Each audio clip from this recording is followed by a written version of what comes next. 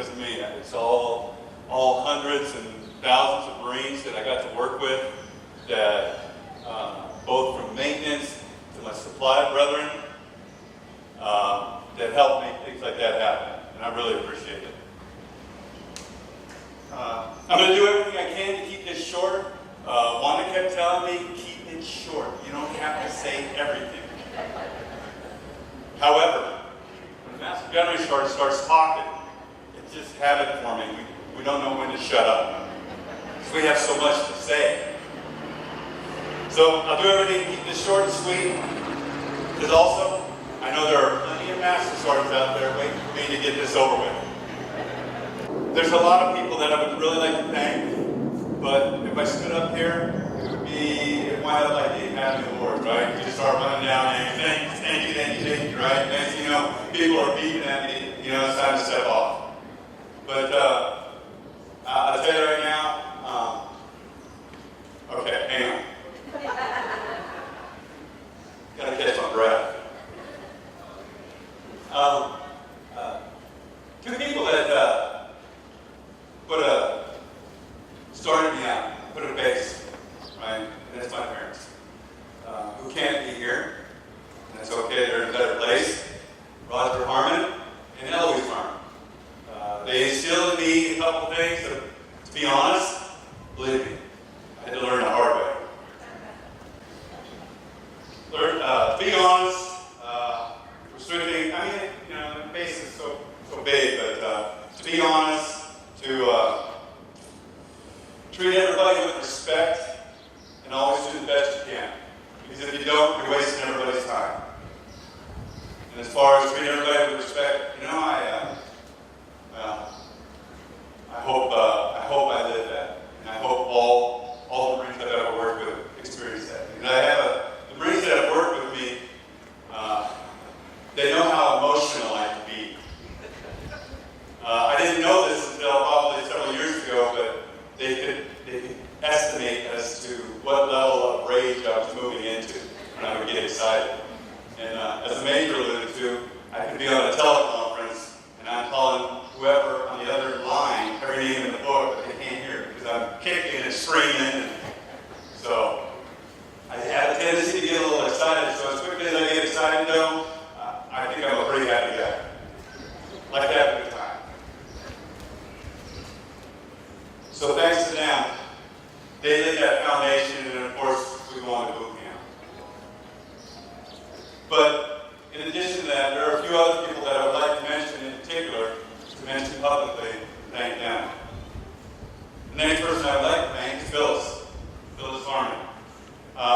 She loved my dad's life, all right? Last 20, 30 years, right? Wonderful lady. She taught me, one of the things that she taught me was, and I wrote it in here, I want to make sure I stop. Special patience. It was, she a lot of patience with me. And so I thank you. And I'm going to tell you something. She used her experience as I guess the best way to put it, as a former family member in the military. So when I was a young Marine, I had orders to Okinawa for 1 year on a company, and I was leaving the end of, actually the 1st of November. So I wasn't going to be here for Christmas. So in October, she wound up getting the family together, and we had a Christmas dinner. Not realizing how special that is to Marines and sailors and all military personnel that can't be home for the holidays. Thank you. And you know what else? Every time I came home, I got rhubarb pie. Not strawberry rhubarb, okay? I also need to thank my brother, Brian.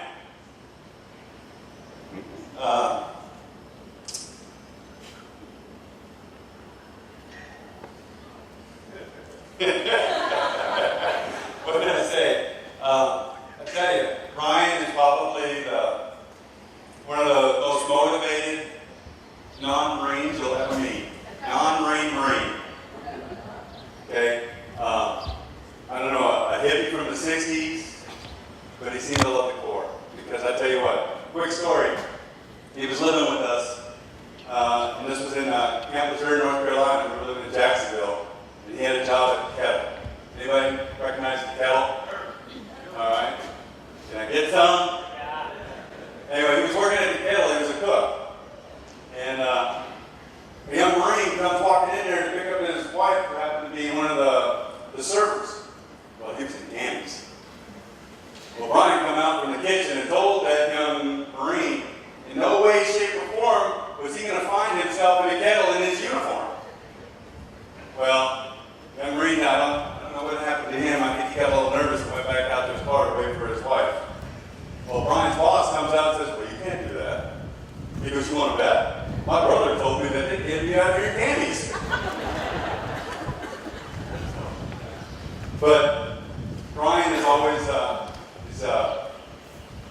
ear to chew on, plenty to vent to, and he's always he's a good man. He's got a beautiful family. Thank you, Brian.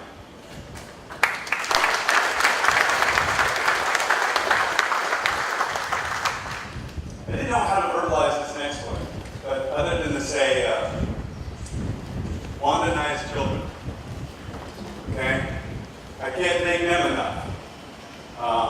It's not easy in a blended family. We all experience, well, not everybody, but a lot experience it. But I tell you what, we couldn't have finer kids, and we couldn't be more proud of them than we are. Because I tell you what, you can't choose, you can choose your friends, but you can't choose your family, right?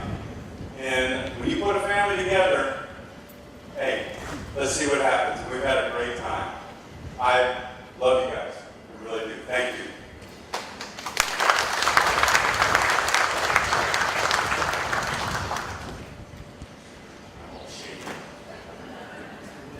That's what it is. Thank you. I also need to thank a couple other individuals. Domi and Anita Dominguez. Because of them, I have my bride. Thank you. Now I'm going to tell you something. That family, the Dominguez family, the Dominguez, Ronaldo, thank you, have been so wonderful to me. To accept me in their family as a family member, I think I'm looking out and I see them all, and I can't thank you all enough. I mean, it's from day one, you let me come into your family, and it's just been wonderful. I got to tell you another story, though, about Wanda's dad. One cool cucumber. All right, I didn't realize he did his time in Vietnam, and I hope you don't mind. I'm going to tell a story. When he was in Vietnam, he was telling me he had because he was older. He was the older platoon sergeant. So they gave him the platoon that had challenging individuals. Let's leave it at that. Okay? Well, there were moments where he could not trust them, and that's too bad. However, as cool as he was, there was one time when, and this is how cool this man is, they had security. They had flank security for, I think it was the battalion or the company, his platoon. So they were doing flank security, a little reconnaissance. Well, they got to a point that he didn't trust them to move on, so he moved on. He had them held up, security hall. So he goes out and checks the area, he comes back, and it's dark, and he starts getting fired upon. So, he recognizes it. It's an M60. He lays down behind a termite hill. Sits there. I don't know what he was doing. I can only imagine, because I'll tell you what, I'd been cleaning out my drawers. But he just laid there, he said. Listen, firing stopped. He said, yeah, they were changing the belt. Good. He gets up, moves a little closer, lays back down behind another termite mound. They light it up again. Now, by the time this belt's done, now he gets up on them, and he said, let's go. He grabbed the guys that were on the gun, took them to the company commander, and said, you either get rid of them, or you get rid of me. Needless to say, those young men were no longer with him. They went elsewhere. My point is that because of the combat experience that he had, when I did my one stint, there's so many Marines out there that I just can't get over, but when I did my one stint, I was really worried that I wouldn't make it back in time. I asked him on his birthday, you gonna be there when I get back? He said, oh yeah, I'll be here. And you know what? And he was. And I could understand a lot of things that he went through or experienced or how he felt. And I'm going to tell everyone here that for all those Marines, soldiers, sailors, and airmen that get fired upon or have to go to combat, God bless you. God bless you. Because it's not easy coming back. So thank you for what you've done.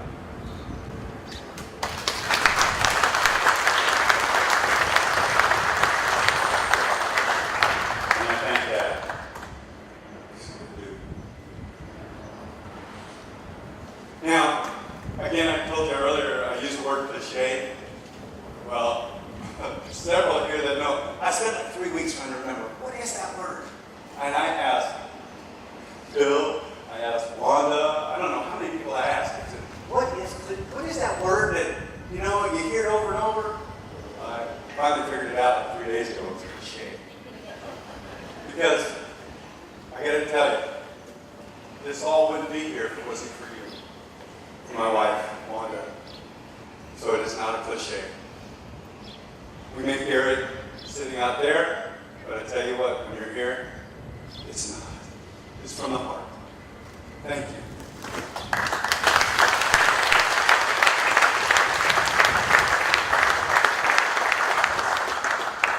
She's been my best friend. She's been my counselor. She's been my career planner.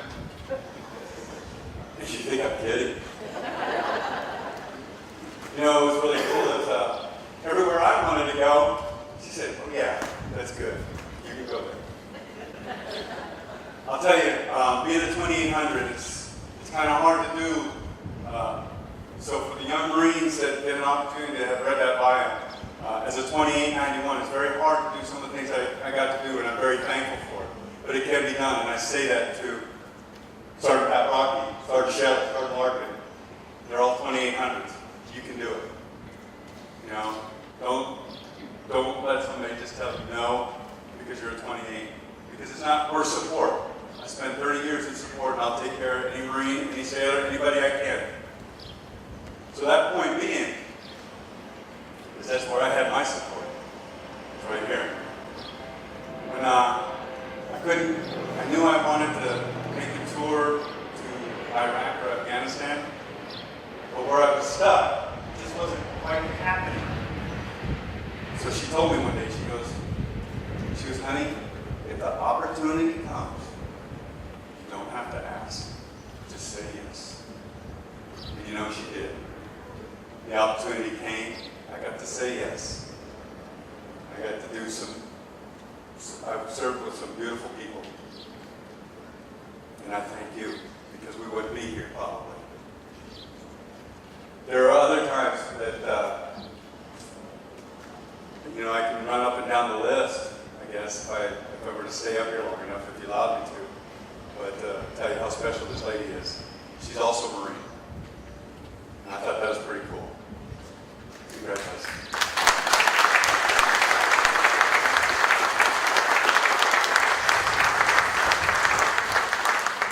All right, I quite embarrassed enough.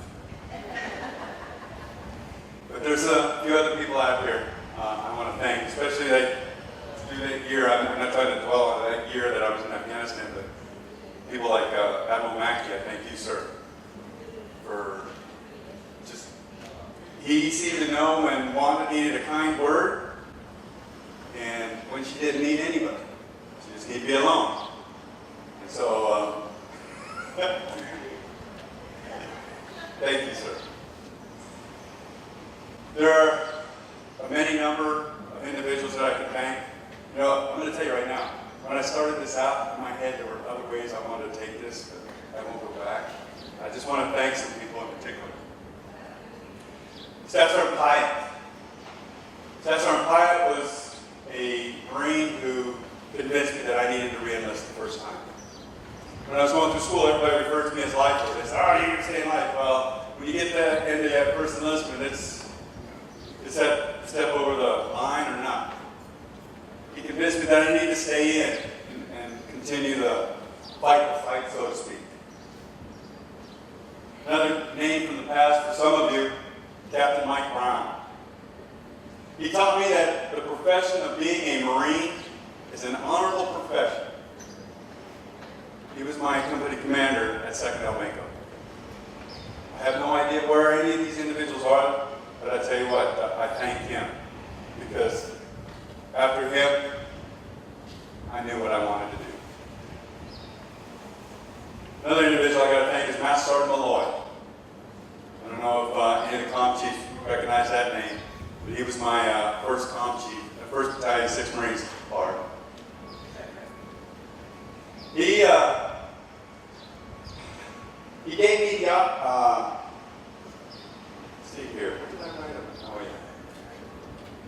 He could tell sea stories, But you know what? At the same time he's telling sea stories, he knew how to communicate, and that was the beginning of my adventure. Because I got to him, and I had no idea what I was going to do. I was supposed to be a maintenance chief. What was that? All I knew was how to sit on a bench and fix a radio. But he taught me how to be a maintenance chief. He knew what I needed. He didn't get excited, sent me where I needed to go, and taught me. Another individual, Sergeant Major Eschbach.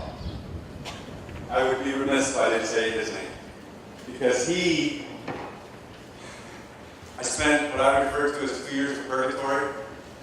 And that, no offense to any air wingers, but that's what it was for me. But when I finished up there, he gave me the opportunity to go prove myself. He was, his background, he was first sergeant when the first force stood up. And he asked me if I wanted to go. I said, absolutely. Everybody talks about getting funkified. Everybody remember funk, right? Monitor? Funk called me up and said, all right, I'll send you there. But I'm going to tell you right now, I don't want to hear from you in 6 months saying you want to go somewhere else. Well, 4 years later, they finally had to move me. Next individual I wanted to mention is Colonel Bob Coates. He knew what it meant to train all your Marines. He was one of my COs at First Force, and he was not one that had such an ego where he didn't believe that all Marines needed the training.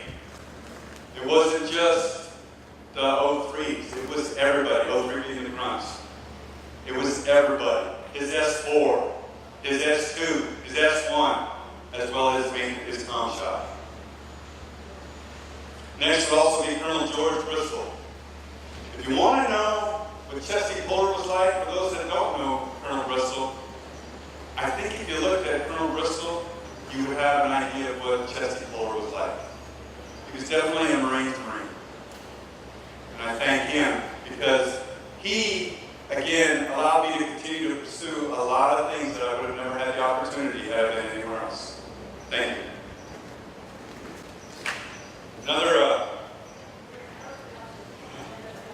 Another individual who is not here that I would is Master Gunner Sergeant Rob Ward. That man has, you hear guys talk stories? Well, I'm going to tell you right now, he's lived every one of them. The man is phenomenal. And he is all about taking care of Marines. All right? He was, when I first met him, he was a young sergeant. I just got promoted as staff sergeant. He took me on my first reconnaissance patrol, and he told me, he said, staff sergeant, you're going to have to be a private. I said, okay. He said, all right, you're carrying all the batteries and 20 gallons of water. Okay. I'm going to tell you, at Yuma, that's not a lot of fun. But he taught me a lot. And what I see, what he does for his Marines, that a lot of Marines don't see, is phenomenal. He's a good man. He's a good Marine. I have to thank Colonel Vislar and the Marines of ETT 1 TAC 10.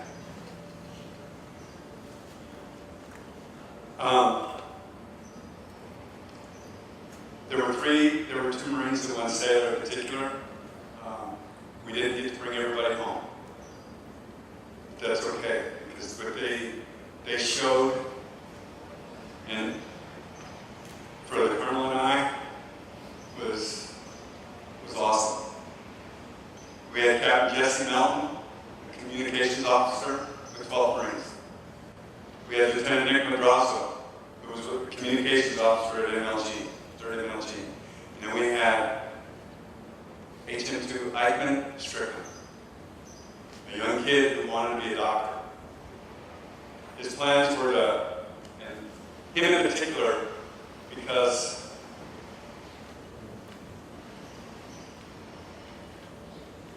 he showed up in Afghanistan, and this is no joke, with all the security that we go through, right? When you go to the airports, believe it or not, we don't get a pass, do we? As Marines, we don't get a pass. They're checking all our magazines, making sure no ammo or anything like that. But he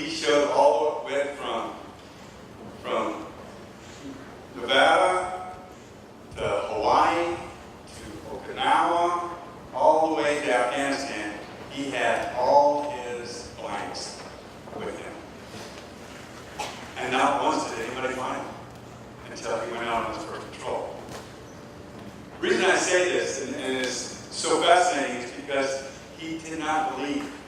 He did not want to fight, but he wanted to take care of his Marines and anybody nearby. It didn't matter who. There were probably at least 100 soldiers that owed their lives to him. He wouldn't fire back, but I tell you what, he ran from soldier to soldier and from Marine to Marine if he needed to.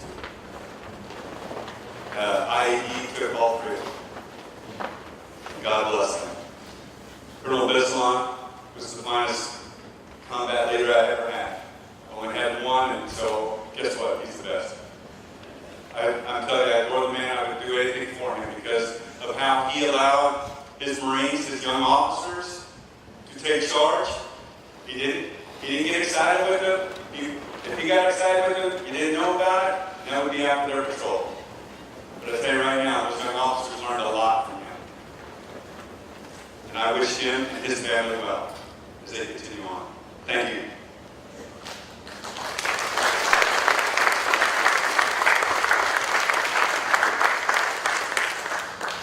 I know if I had Master Piper here, he'd be hollering at me.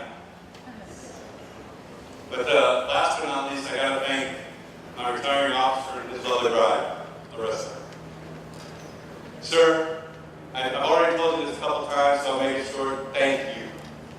The last 2 years, I couldn't ask for a better maintenance officer to work with and work for, who allowed me to, when I scan my outfield and I see the maintenance officer that I could work for, I would have never guessed it would be maintenance work. And then to work with him is phenomenal. I don't know, man, we just got this connection, eye to eye. He focuses out, I focus in, and I take care of the Marines based on the guidance that we talk about. And of course, on the golf course, he has so much patience. Thanks, I'm gonna miss that. I wish I had that kind of patience. And you know, Larissa, you're a beautiful lady with a beautiful heart. What you do is phenomenal. And how you take care of your man. You guys are great. Thank you.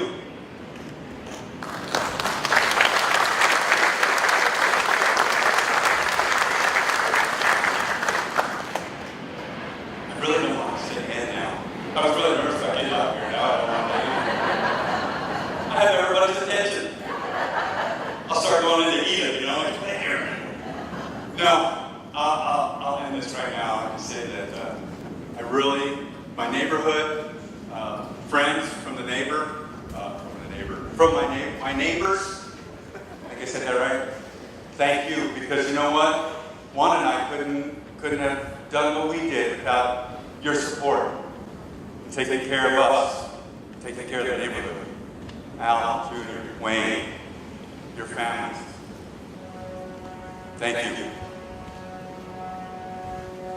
And on that, thank you all for coming here. I really appreciate it. There's so many other people I can hang it, but I'm going to hang it up right now. Okay, see? So yeah, thank you so much, everybody. And enjoy yourself.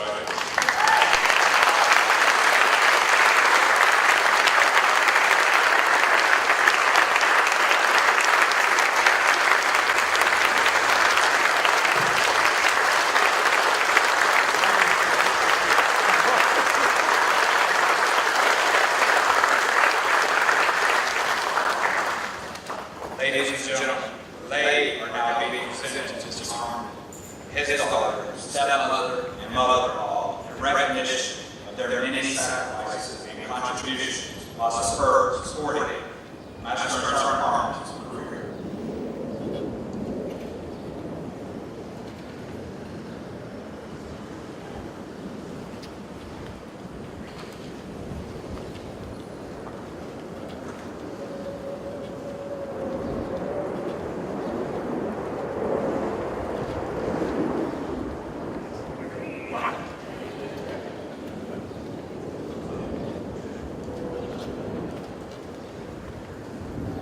In naval tradition, 8 bells signifies the end of the watch. For 30 years, Master Sergeant Harmon stood the watch. While some of us lay in our bunks at night, this Marine stood the watch. he stood the watch. And yes, before many of us were born, he stood the watch. As families watched the storm clouds of war building on the horizons of history, he stood the watch. Though his family remained ashore, often needing his guidance, he still stood the watch. For 30 years, he stood the watch so that we and our fellow countrymen could sleep soundly and safely each night. The watch of Master Sergeant Harmon is now relieved. We have the watch.